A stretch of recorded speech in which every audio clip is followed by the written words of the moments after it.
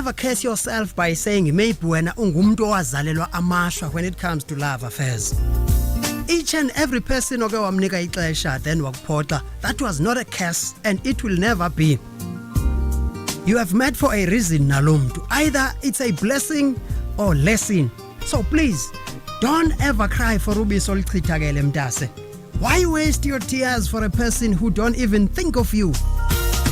Ebomini kunabantu abaziswa nguSathana ngabom empilweni yakho just to make sure oba uyadodobala azokumisa ndawonye ekubuyisela umva just by being present in your life.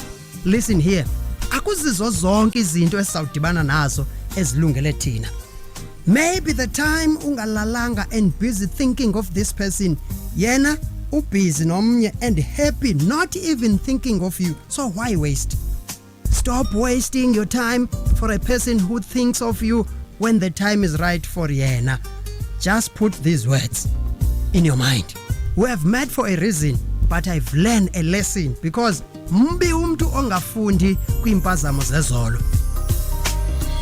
Indawo ogileke kuyo yesterday, make it a point oba ayikuphindi kaninzi.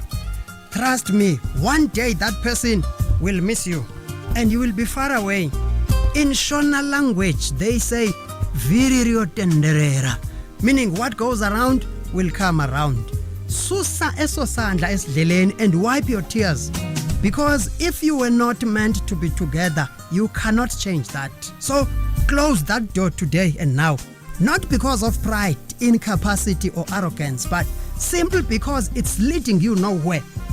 It was a blessing and lesson oba uThixo akubonisa oba lo mntu uyinhloboni kapende. Ungeka waste ixesha lakho elininzi upainta ngaye kanti akayokhala yakho. Life is too short. Trust me, I know.